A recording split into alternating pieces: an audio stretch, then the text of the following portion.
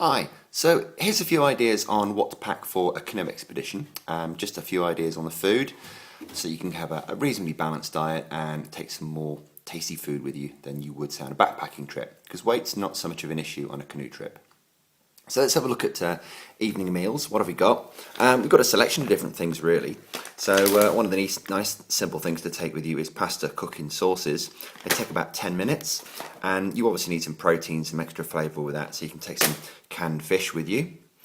So panning across the evening meals, we've got some various pasta sauces, but we've also got, what have we got here? We've got some microwave mushroom rice. Now it says microwave, that doesn't mean you have to take a microwave. All you've got to do is heat it up in a saucepan with some boiling water and get it to a reasonable temperature. Again, we've got some mackerel fillets there to make it a little bit more tasty.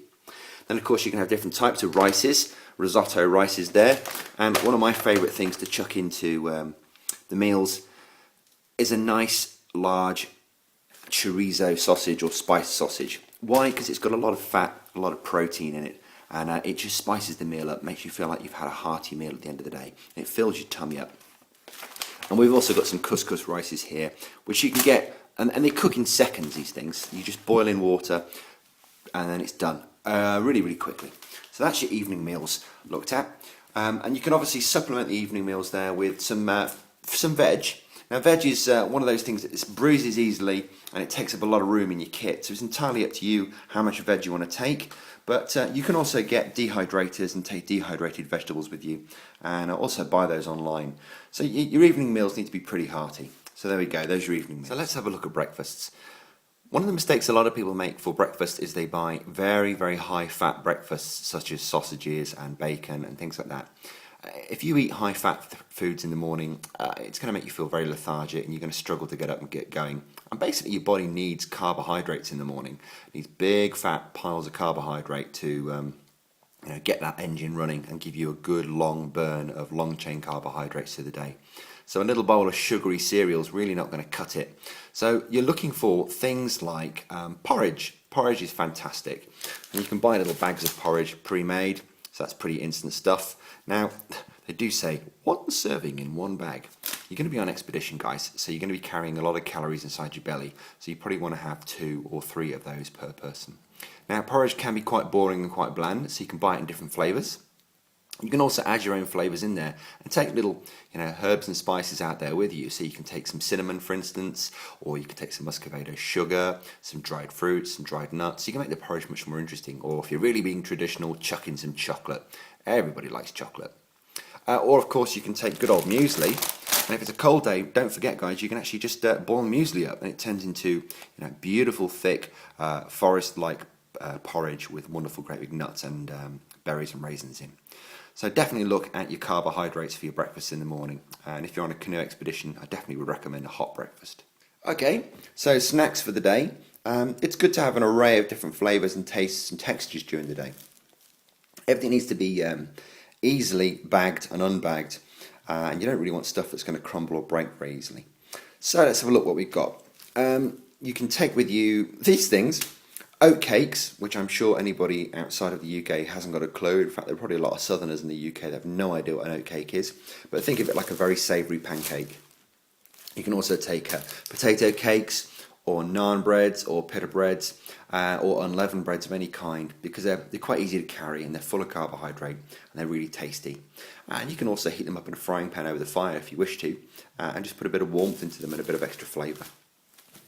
Chuck on top of the oat cakes and any other things you're taking with you. You can take basically squeezy cheese, or of course you can take normal cheese with you, and you can just slice it off with your knife. I just prefer squeezy cheese because at the end of the day, it's not gonna, it just travels a lot easier.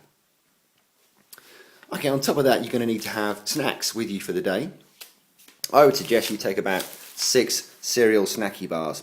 They have already got sugar in, they have already got fat in, and of course they've got good quality long chain carbohydrates. So it sounds like a lot, but 6 is probably what you're going to need during the day. The great thing about those is you can just throw them down your neck as you're paddling. You don't have to pull the boat over and start making sandwiches. So they're more of a snack when you're a bit fatigued and you need a bit of a sugar rush. But also it's got the long chain carbohydrates that'll keep you going all day long.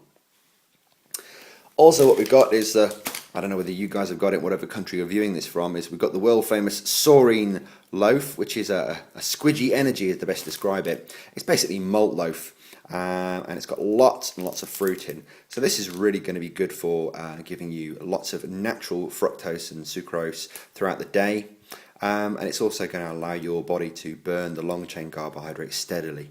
And of course, if it's got fruit in, it's going to go to one of your 5 a day. So it's going to give you an extra bit of proteins and minerals, and just give your body a little bit of an energy boost when you need it. So there you go. That's pretty much what you're going to be looking at for food for a day snack. You need to have fats and carbohydrates, and you need to have snacky things in the form of sugar, but also not too sugary so that you can actually burn them all day long.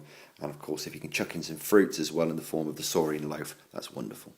So drinks, of course you can drink water, no problem at all. I personally get bored of drinking water, especially when it's been chlorinated or used iodine in it as well to take away some of the bacterial deposits in the water. So I like to make sure I have hot drinks with me, and also like to have some flavour as well.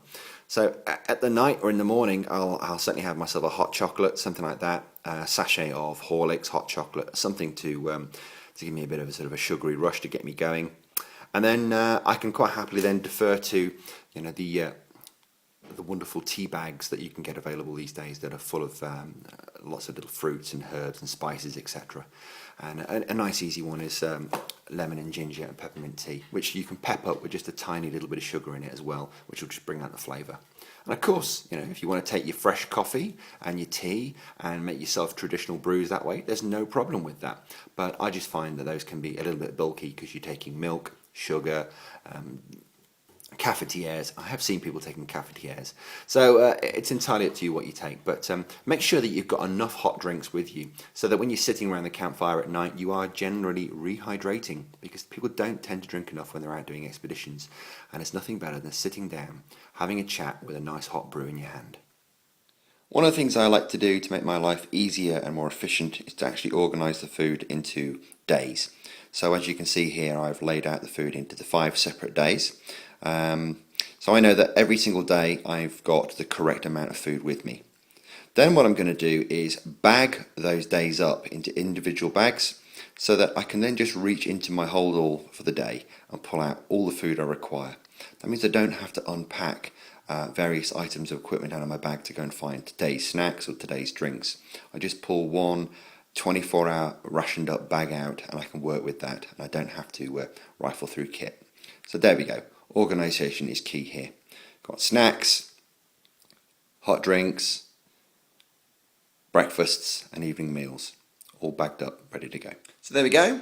5 days worth of food bagged up so that I can just pull it straight out of my bag.